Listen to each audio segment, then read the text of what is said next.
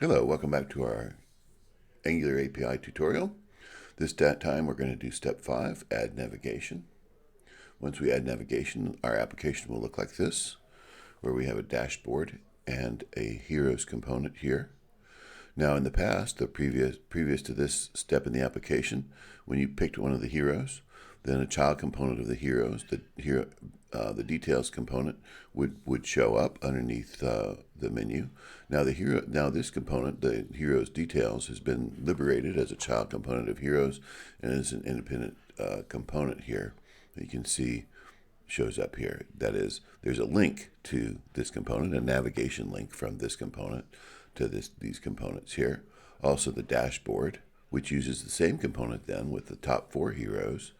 And then we use that same component again. Again, no longer a child component of heroes, but rather an independent component that is navigated to by either one of these links. So we'll see how the code was changed in order to accomplish that. In Angular, application routing is accomplished by an app routing module. And it's best practice to create that app routing module at the top of the application, that is, at the root of the application, as it's done here. It's the second ng module that has been added to this application. It configures the routes of the application in this array here. So an array of objects, typically those objects contain a path, and then the component that fulfills that path. The first object here, when the path is empty, it redirects to dashboard, and the path match is full. That is, normally once a path matches, that is, any of these paths would match an empty route, because as soon as the path matches, that's seen as fulfilling the path. Here, with path match being full, it requires the entire thing to be empty in order to match the path. And you can see the effect when the path is empty. I'll edit the path so it's empty.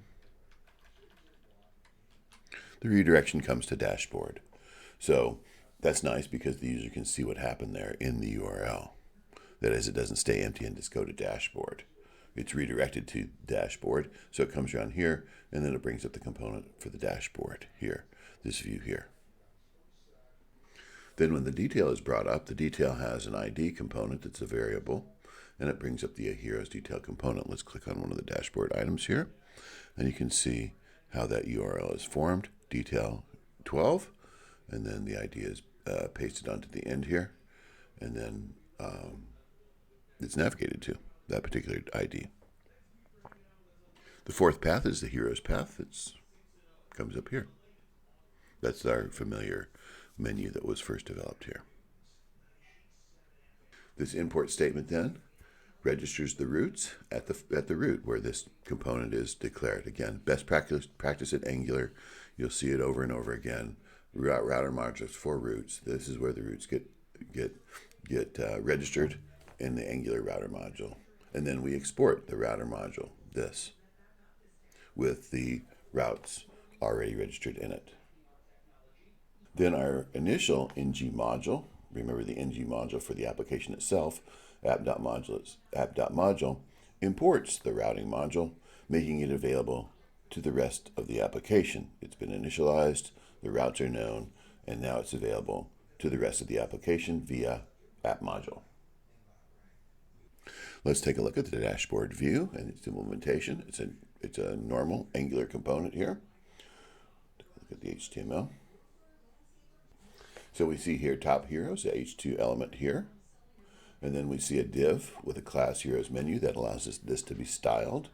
This is an HTML anchor tag. It works like that. So ng4 repeats let hero of heroes, and then it embeds a router link when the anchor element is clicked on. The router link is followed. This is pretty much vanilla HTML here with a little bit of React here, namely the router link, telling it to link to the router where this path has been defined, the detail with the variable here. So as these 4 top heroes are iterated through by this for each loop, then each router link is customized with the hero ID for the particular hero that's on the dashboard. Using Angular interpolation here and creating the correct link, and then hero.name. Taking a quick look at the TypeScript file that goes along with this component, we see that we subscribe to the Heroes service the same way that was shown before for the menu, the Heroes menu. Only we take a slice of it from essentially the top four elements in the heroes array, and we set that locally here. That's why there's only 4 heroes that are displayed here. Here in the dashboard, the top heroes in our heroes array, accomplished via the slice. Slice is an array copy function of JavaScript.